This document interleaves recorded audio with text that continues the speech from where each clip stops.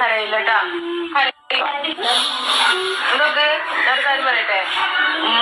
ഉമ്മല്ലേ, നമ്മളുമ്മല്ലേ, നമ്മളുമ്മക്ക് നമ്മളോട് ശരിക്കും സ്നേഹം ഉണ്ടെങ്കിലേ നമ്മളെ ഇട്ടിട്ട് എവിടേക്കും പോവില്ല. അങ്ങനെ ശരിക്കും സ്നേഹം ഉണ്ടെങ്കിൽ വരൂ.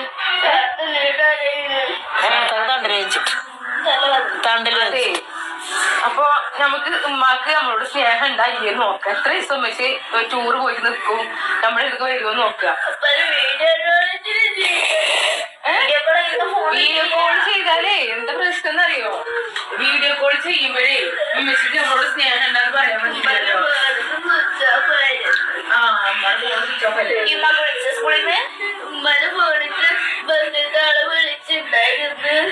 അമ്മയുടെ ഫോണൊക്കെ സ്വിച്ച് ഓഫ് ചെയ്തിട്ട് അമ്മക്ക് പോയി. അപ്പൊ ഉമ്മച്ചിക്ക് വരൂ.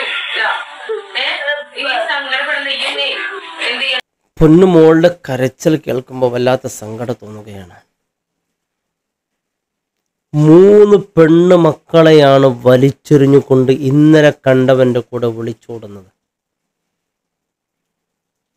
ഈ കണ്ണീരുണ്ടല്ലോ, ഈ കണ്ണീരിൽ വെന്തുരുകേണ്ടി വരും ജീവിതം.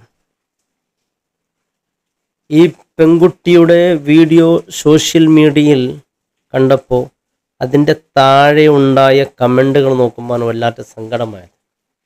ഈ 3 വർഷത്തിൻ്റെ മുമ്പ് ഈ പെൺകുട്ടി പോയിരുന്നു ഈ മക്കളെ വലിച്ചെറിഞ്ഞുകൊണ്ട്. അവൻ 11 മാസം ഒന്നിച്ചിരുന്ന് പിന്നെ വലിച്ചെറിഞ്ഞതാണ്. ഇത് വീണ്ടും പോവുകയാണ്. അല്ല, ഒരു ബുദ്ധി എന്ന് പറയുന്ന ഒരു അല്പമെങ്കിലില്ലേ? ഒരു 11 മാസം അവനക്ക് വേണ്ടതെല്ലാം കഴിഞ്ഞ് വലിച്ചെറിഞ്ഞവൻ വീണ്ടും ക്ഷണിക്കുമ്പോൾ വീണ്ടും പോവുകയാണ്. ജീവിതം എന്ന് പറഞ്ഞാൽ ഈ കാമം, സുഖം ഇത് മാത്രമാണ് ആസ്വദിക്കുക. നിന്റെ മക്കളെ ഭാവിയെക്കുറിച്ചൊന്ന് നീ ഓർക്കണ്ടേ? ഈ ദുനിയാവ് ശാശ്വതമാണോ? മരിച്ച് ഖബറിൽ കിടക്കേണ്ടതല്ലേ? എത്ര പെൺകുട്ടികളാണ് ഈ അടുത്ത് എൻ്റെ പ്രിയപ്പെട്ടവരെ കണ്ടവൻ്റെ കൂടെ തനിക്ക് തോന്നുന്നവരെ സ്വന്തം ഭർത്താക്കന്മാരെ വഞ്ചിച്ചുകൊണ്ട്. ഇതൊക്കെ അള്ളാഹു പൊറുക്കുന്ന കാര്യമല്ല. സ്വന്തം മാതാപിതാക്കൾ, കുടുംബങ്ങൾ, ഇഷ്ടജനങ്ങൾ ഈ ഇറങ്ങിപ്പോകുമ്പോൾ ഈ പെൺമക്കൾ വലുതായതിൻ്റെ ശേഷം ഇവർക്കൊരു ഒരു ആലോചന വരുമ്പോഴൊക്കെ, ഇവർക്കും ഒരു കല്യാണമൊക്കെ വരുമ്പോഴൊക്കെ അല്ലേ, ഒളിച്ചോടിയവളുടെ മകളെന്ന് പറഞ്ഞ് പലരും പരിഹസിക്കുമ്പോൾ ആ മകൾ അനുഭവിക്കുന്ന വേദന ഉണ്ടല്ലോ, അത് തീരാത്ത വേദനയാണ്. അതിൻ്റെ എല്ലാം ദിറ്റ ഫലം അനുഭവിക്കാതെ കണ്ട് മരിക്കൂല. ഇത്തരക്കാർക്കുള്ള ശിക്ഷ ഉണ്ടല്ലോ, മരിച്ച് പരലോകത്ത് മാത്രമല്ല ദുനിയാവിൽ അനുഭവിക്കേണ്ടി വരും. എണ്ണി അനുഭവിക്കേണ്ടി വരും. അനുഭവിച്ച് എത്ര ഉദാഹരണങ്ങളുണ്ട്.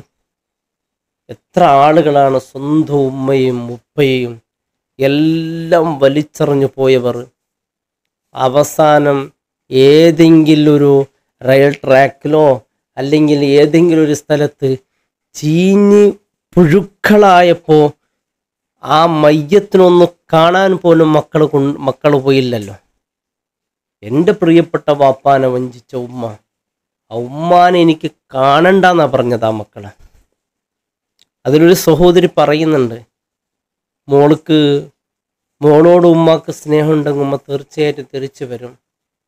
പാവം ആ കുഞ്ഞ് പറയാണ്, ഉമ്മയില്ലാതെ മക്കൾക്ക് ജീവിക്കാൻ പറ്റുമോ? പാവം, ഉമ്മയില്ലാതെ ഒരു നിമിഷം പോലും മക്കൾക്ക് ജീവിക്കാൻ പറ്റൂല.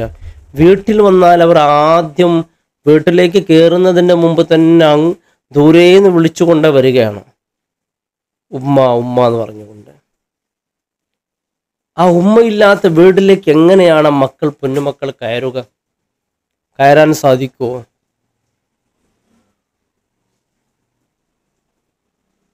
വല്ലാത്ത സങ്കടം തോന്നി.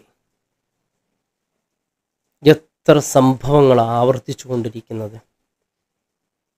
ചില ആൾക്ക് ഭർത്താക്കന്മാരോടുള്ള വൈരാഗ്യം, കുടുംബത്തോടുള്ള വൈരാഗ്യം, പിന്നെ ഈ കാമം പിടിച്ച് സഹിക്കാൻ കഴിയുന്നില്ല ചില ആളുകൾക്ക്.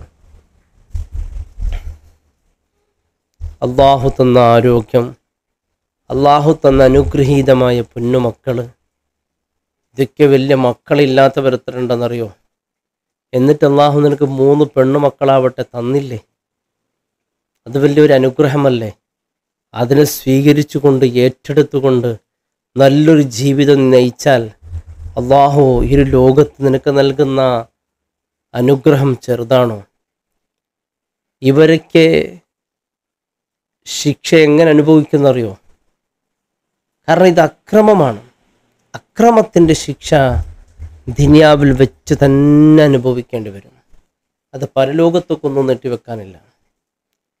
പരലോകത്ത് കഠിനമായ ശിക്ഷ ഉണ്ടെങ്കിൽ ദുനിയാവിൽ അതിൻ്റെ 10 മടങ്ങ് അനുഭവിക്കേണ്ടി വരും. ഒരു ചെറിയ സുഖത്തിന് വേണ്ടി ഓടുമ്പോഴൊക്കെ ഇപ്പം തന്നെ അനുഭവിച്ച് തുടങ്ങിയിട്ടുണ്ടാകും. അവൻ്റെ ആഗ്രഹം ഏകദേശം ഇപ്പോൾ പൂർത്തിയായിട്ടുണ്ടാവുമല്ലോ. പൂർത്തിയാകുമ്പോൾ അവനോട് വെറുപ്പ് വന്ന് തുടങ്ങിയിട്ടുണ്ടാവും. ജീവിതം എന്നുള്ളത് സമർപ്പണമാണ്. നിങ്ങൾ എന്താ വിചാരിച്ചത് പെൺകുട്ടികൾ? ഇങ്ങനെ ജീവിച്ചു പോയി എങ്ങനെ സുഖിച്ചുകൊണ്ട് അവിടെ ഇരിക്കാമെന്ന്? നിങ്ങൾ പുരുഷന്മാരെ കുറിച്ച് എന്താ കരുതിയത്? പുരുഷന്മാർ നിങ്ങൾ സുഖിപ്പിച്ചുകൊണ്ടേ ഇരിക്കുന്ന അവരുടെ കാര്യം കഴിയുമ്പോൾ നിങ്ങളൊന്നുമല്ല അവർക്ക്. ആ കാര്യം കഴിയുന്നതുവരെ നിങ്ങൾ വലിയ കാര്യമാണ്. കാര്യം കഴിഞ്ഞ് നമ്മളുടെ മനസ്സിൽ വെറുക്കാൻ തുടങ്ങുവരും. അത് നിനക്കറിയില്ല. പിന്നെ കാണിക്കുന്നതെല്ലാം നാടകീയമാണ്. പിന്നെ അവർ നിന്നോട് കാണിക്കുന്നത് നാടകീയമാണ്.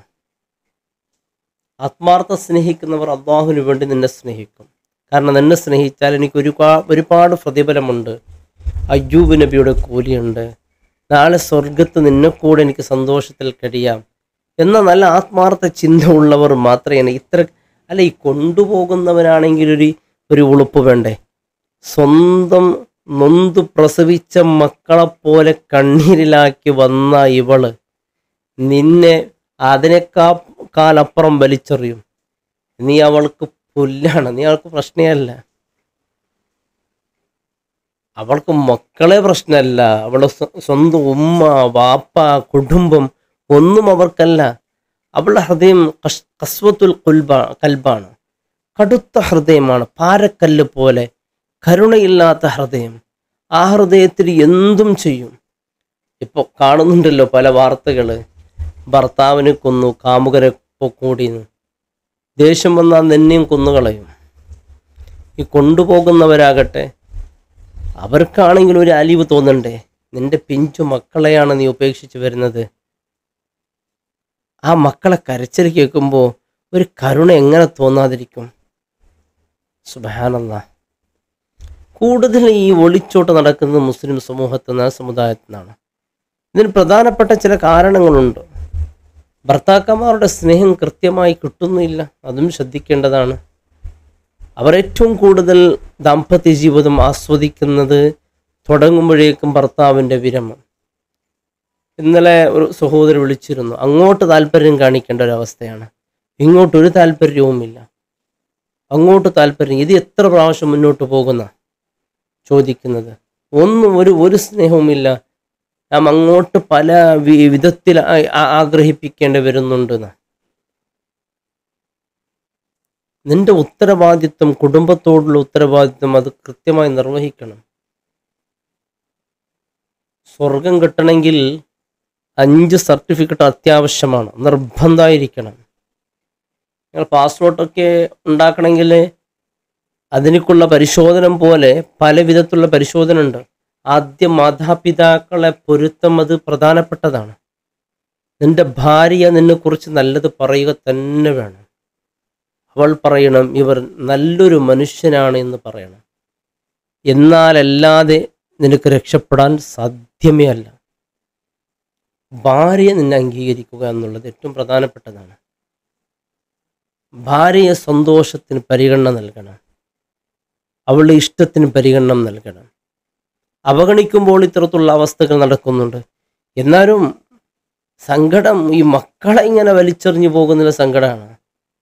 എത്ര ഉണ്ടെങ്കിൽ ആ മക്കളോട് ഒരു കരുണ തോന്നാത്തൊരു ഉമ്മമാരെന്ന് പറയുമ്പോൾ, യാ അല്ലാഹ്, അല്ലാഹു റബ്ബ് സുബ്ഹാനഹു വതആല നമ്മുടെ സമൂഹത്തിൻ്റെ, സമുദായത്തിൻ്റെ പെൺകുട്ടികൾ അല്ലാഹു സ്വാലിഹീങ്ങളും മുഹറമീങ്ങളാക്കട്ടെ. അല്ലാഹു സൽസ്വഭാവികളാക്കട്ടെ. ആ പൊന്നു മക്കൾക്ക് അല്ലാഹ് നീ ഒരു തുണ നൽകണേ അല്ലാഹ്. ആ പൊന്നുമക്കളെ നീ ഏറ്റെടുക്കണേ റഹ്മാനെ. ഈ നാടിനും സമൂഹത്തിനും സമുദായത്തിനും ഉപകരിക്കുന്ന നല്ല സ്വാലിഹായ പൊന്നുമക്കളെ കൂട്ടത്തിൽ ആ പിഞ്ചു മക്കളെ നീ ഉൾപ്പെടുത്തി അനുഗ്രഹിക്കുക റഹ്മാനെ. അസ്സലാമു അലൈക്കും വറഹ്മത്തുള്ളാഹി വബറകാതുഹു.